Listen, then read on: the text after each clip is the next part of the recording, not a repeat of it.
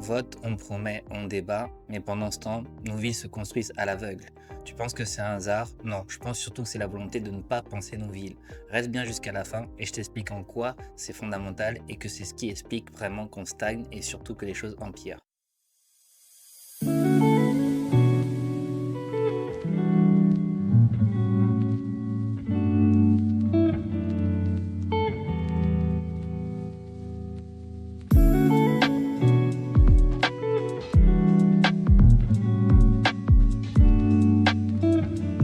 On parle d'élections, on parle d'électricité, on parle de routes, on parle de sécurité, mais qui parle de nos villes? Qui parle, qui pense nos villes? Qui pense à leur avenir? Qui pense à la qualité de vie? Alors je suis Jérémy Barla, je suis architecte depuis 15 ans, ça fait 10 ans que je vis, que j'habite au Cameroun, j'ai mon agence. Sur cette chaîne, je te donne des tips, des conseils si tu veux construire notre beau pays, le Cameroun, si tu as besoin de conseils pour te lancer dans un projet, alors reste bien jusqu'à la fin parce que tu vas voir que tu vas ici avoir de la valeur et je te dévoile selon moi quels peuvent être les actes de changement pour améliorer tout simplement les conditions de vie de tous les Camerounais. Alors pour bien comprendre de quoi il s'agit dans cette vidéo, on va d'abord commencer par parler du contexte urbain. On est sur Archibalou, on est rigoureux, voilà, nous on aime bien quand les choses sont précises. Selon les sources de l'ONU et de la Banque mondiale, le taux d'urbanisation au Cameroun, le taux de population urbaine est passé de 45% en 2000 à près de 57% en 2020. Donc tout ça juste pour vous dire qu'il y a une croissance de 3,6% par an. Les villes ne font que grossir, ce qui pose des questions de densité, d'infrastructures qui subissent donc toutes ces pressions au niveau des routes, au niveau du logement, au niveau de la mobilité. Et voilà, donc ça c'est vraiment une vraie problématique qui touche beaucoup de nos villes africaines, l'urbanisation qui ne fait que s'accroître. Donc forcément, ça donne des villes qui sont construites sans plan directeur, ça cause des problèmes d'embouteillage, d'insalubrité, d'insécurité, j'en parlais au début de la vidéo. En fait, chacun fait ce qu'il veut, il suffit de juste de regarder par la fenêtre et de voir vraiment, je dirais, cette anarchie totale dans nos villes, parce que même si on a des plans directeurs qui sont dans des tiroirs depuis des dizaines d'années, on ne peut pas distinguer quelle est la vision claire de nos villes, alors qu'une vision pourrait répondre à beaucoup des questions qui sont posées au préalable. Je vais vous donner des exemples frappants comme Lokpom, comme Bonamoussa dit, il y a 20 ans c'était encore la brousse. Les quartiers se sont densifiés en 10-15 ans, ça fait forcément une pression sur les infrastructures comme je disais. Embouteillage, bouchons permanents, inondations régulières, infrastructures inexistantes, pas de canalisation prévue, traitement des déchets inefficace, urbanisation spontanée, chacun fait ce qu'il veut. Donc tout ça vous donne un gros désordre et nous donne justement les villes qu'on a aujourd'hui. Ces villes n'ont pas été pensées pour absorber les besoins et n'ont pas été absorbés pour accueillir autant de monde aussi vite. Donc ceci explique en fait cela. Alors pourquoi il est indispensable de penser une ville? Pourquoi il est indispensable d'avoir une vision? Penser une ville, c'est pas juste empiler et juxtaposer des bâtiments qui sont grands, qui sont petits, etc. comme on a aussi aujourd'hui. Aujourd'hui, vous vous déplacez, vous allez voir des immeubles de 13 étages et juste à côté, vous allez voir une maison, un taudis, un bidonville, etc. Il est hyper important de pouvoir penser à la ville, de pouvoir effectuer un maillage de la ville et savoir comment elle est équipée, comment on circule. Donc je vais d'abord commencer par parler de la mobilité. Imaginez une ville comme Douala ou Yaoundé, il n'y a pas de transport en commun. Le transport en commun pourrait avoir un impact justement sur tout ce qui est embouteillage. Je parle bien de transport avec des horaires, avec une certaine structure, pas les YAS qu'on voit, etc. où on est 50 dans un minibus et où les gens risquent leur sécurité, où on est 8 dans un taxi parce qu'on a chargé. Non, je parle vraiment d'un service de la ville qui mettrait en place des lignes de transport. Alors ça peut être le train, ou ça peut être le bus, ou ça peut être le tramway, ça peut être les calèches, moi je m'en fous.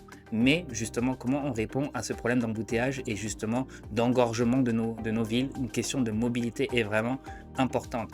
Au-delà de ce problème de mobilité, il y a aussi nos infrastructures, les routes sont cassées, tout simplement. Chaque fois que je prends la route pour la Kribio, pour la Yaoundé, je commence à trembler parce que je me dis que ouais, vraiment, je mets ça dans les mains de Dieu. La question de mobilité est fondamentale dans nos vies. Alors bien sûr, il y a des initiatives qui sont faites, il y a des travaux qui sont réalisés par des organismes internationaux, par des organisations internationales comme l'ONU, comme ONU Habitat, comme l'AFD. J'ai déjà même moi eu vent ou assisté à certains travaux, donc c'est très très bien. Moi, ce que je demande juste, c'est pourquoi ça ne vient pas de nous-mêmes. Pourquoi on a besoin, alors même si ce sont des questions de financement et que c'est politique et que ce sont des choses que vous et nous ne maîtrisons pas, tout ça doit d'abord être incarné par une vision et on a des professionnels sur place qui sont qualifiés, qui peuvent travailler, qui peuvent mettre en commun leurs travaux pour pouvoir faire une proposition qui est adaptée à notre façon de vivre ici.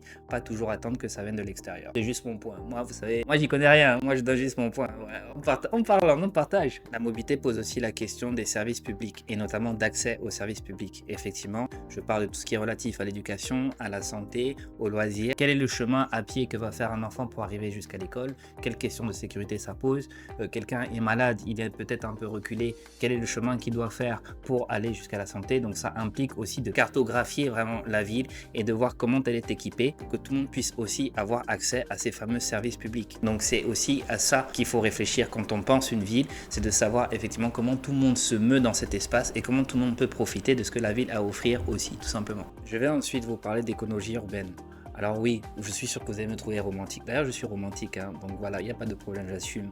Mais vraiment, il faut qu'on puisse aimer notre ville. Quand vous marchez dans une ville, d'ailleurs, je dis vous marchez, qui marche dans une ville comme Douala, qui marche dans une ville comme Yaoundé, avec toutes les voitures, les pots d'échappement, les motos, nos villes sont sales, on n'en prend pas soin, les caniveaux sont saturés. Quand tu marches, tu as seulement peur de glisser, tomber dans un caniveau. Parce que moi, je vous promets que si je tombe dans un caniveau là, mieux je reste couché, j'attends juste de me désintégrer. Encore une fois, la mobilité est une grosse question ici chez nous. La plupart des gens sont obligés de prendre la voiture, de prendre la moto pour pouvoir travailler au jour le jour. Donc c'est bien beau d'arriver avec de grands discours et de dire il faut marcher plus, il faut faire du vélo, etc. Mais la ville ne peut pas aussi offrir ces possibilités aux gens qui, eux, ont besoin de leur véhicule pour travailler. Donc il faut vraiment réfléchir aussi à travailler sur ce problème d'accès, de mobilité, de réseau, mais aussi sur le côté sanitaire. On ne veut plus voir les gens qui font pipi en route. Ouais, arrêtez ça, on est les chiens.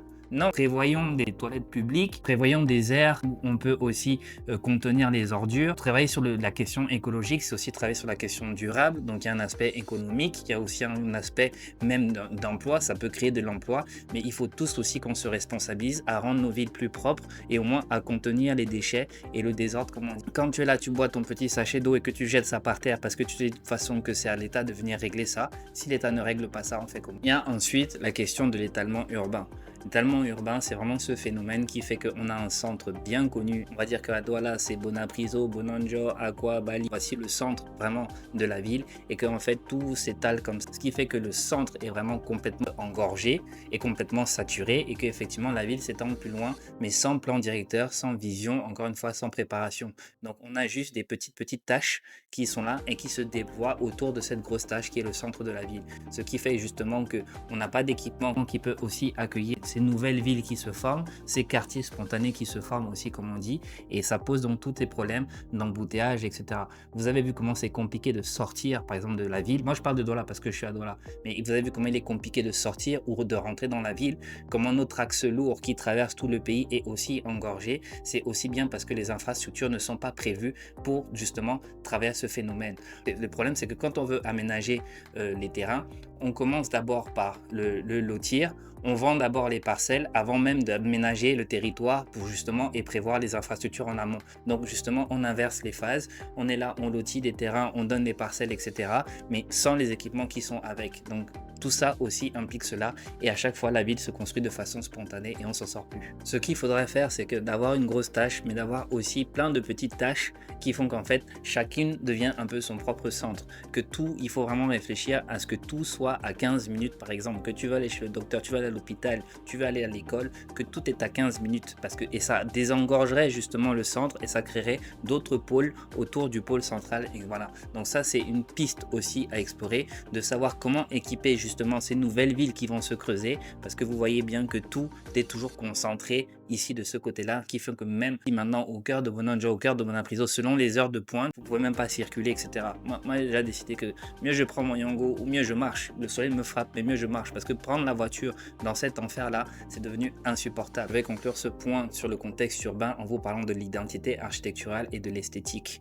Une ville, il faut aussi qu'on en soit fier. Vous arrivez dans n'importe quel pays, vous arrivez dans un pays à la Tour Eiffel, dans un pays à les pyramides. J'ai fait une vidéo il n'y a pas très longtemps, je vous invite à aller regarder Petit Short. Dans n'importe quel pays, on est fier de nos espaces, on est fier de nos bâtiments qui représentent la ville. C'est pas pour rien que quand on pense à Paris, on pense à la Tour Eiffel. C'est pas pour rien que quand on pense à l'Égypte, on pense aux pyramides. Donc effectivement, ce sont des icônes, ce sont des monuments, mais c'est ça qui attire les gens aussi dans votre pays.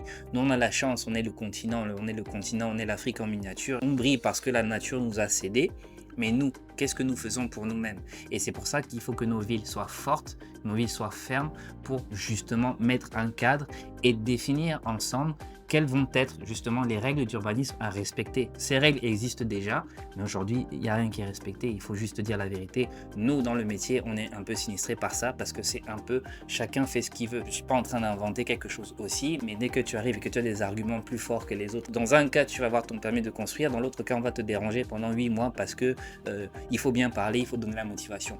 Donc arrêtons ça, s'il vous plaît, et mettons un peu de structure pour que nos villes ressemblent à quelque chose. On a des urbanistes, on a des architectes qui savent concevoir, qui savent justement étudier les besoins d'une ville, qui connaissent les contraintes d'un quartier, d'une zone, et qui peuvent jouer avec pour sortir une architecture de qualité pour justement proposer des logements et des habitations qui sont adaptés à nos façons de vivre. Donc qui est censé porter cette vision?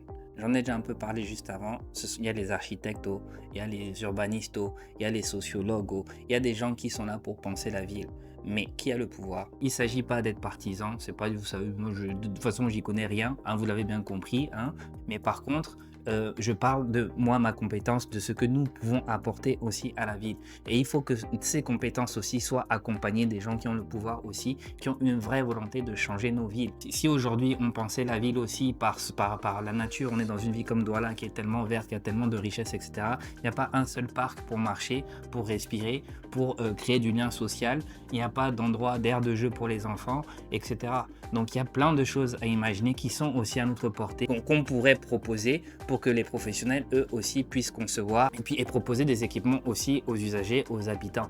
Donc il y a des gens qui travaillent aussi beaucoup pour les communautés et tout, mais je pense que ça manque de concertation, que les architectes aussi doivent se faire connaître, les urbanistes doivent se faire connaître. On doit plus travailler ensemble les uns avec les autres pour accompagner les politiques qui, eux, sont déjà engagés. Il y a des instances comme le FECOM qui travaillent avec les mairies, avec les collectivités, justement, pour financer des projets, etc.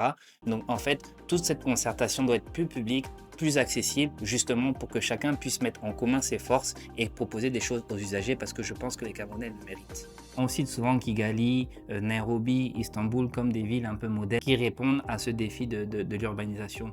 Kigali, par exemple, c'est une ville qui depuis 2007 a un plan clair pour justement se préparer à cette urbanisation globale que toutes nos villes de toute façon subissent, en tout cas auxquelles elles font face. Kigali est justement l'une des villes les plus propres et sécurisées d'Afrique. C'est l'une des villes les plus entretenues. Il y a une forte volonté politique. Donc là-bas, tu peux être sûr que tu ne jettes pas ton déchet en route comme ça sans conséquence. Donc effectivement, parfois, il faut un peu serrer la vis, mais ça passe aussi par là. Il y a une urbanisation contrôlée. On n'accepte pas justement de construction anarchique. Toute construction se fait dans un cadre strict avec une anticipation des besoins, des voiries, des besoins d'assainissement. Il y a une mobilité qui est bien pensée avec des axes de circulation clairs, avec des infrastructures qui fonctionnent, justement des transports en public. Donc ça facilite et ça fluidifie cette question de mobilité urbaine. Il y a une collaboration entre le public et privé, c'est ce que j'évoquais juste avant. Il faut que les acteurs du privé dialoguent avec les acteurs du public, justement, et que tout le monde travaille à un objectif commun et clair. Donc vraiment, ce n'est qu'un exemple. Moi, j'ai pas parlé de magie ici, j'ai parlé de choses qui sont plutôt accessibles à tout le monde pour la bonne compréhension.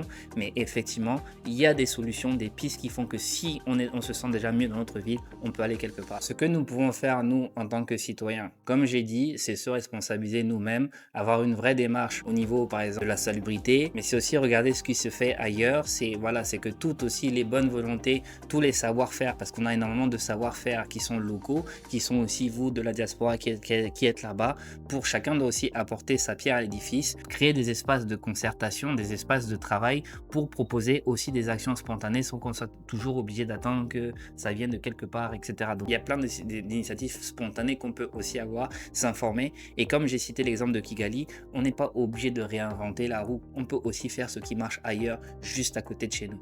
Donc voilà, nous sommes dans un contexte très spécial. Les résultats sont sortis aujourd'hui même, donc voilà. Donc je fais la vidéo en direct, mais tout ça pour vous dire que effectivement, l'enjeu des élections, c'est forcément qu'un nom aussi sorte, mais un nom doit aussi incarner une vision. Et c'est peut-être ce dont tous les Camerounais souffrent d'abord. C'est difficile de trouver du travail, c'est difficile à plein de niveaux, mais si on pense la ville et il y a des acteurs qui sont là pour penser la ville et pour améliorer les conditions de vie des Camerounais, je vous assure que tous les architectes, tous les jeunes architectes que je vois, tous les étudiants en architecture à qui on pose la question pourquoi tu veux être architecte, tous 100% répondent je veux améliorer les conditions de vie des Camerounais. Et ça, c'est pas quelque chose qu'on peut faire nous tout seuls, acteurs aussi de la ville. Il faut aussi qu'on soit accompagné par ces pouvoirs publics. Donc voilà mes frères camerounais, je sais pas si ma voix peut avoir un petit impact, mais avec le tout petit impact que je peux avoir, ne tombons pas dans le piège des réseaux sociaux. Attention aux images, attention à l'interprétation des images telles qu'elles nous arrivent. Restons dans la paix, dans la mesure, dans la conscience et surtout soyons un peu responsables. Courage à tous ceux qui souffrent aujourd'hui, bon courage à tous ceux qui sont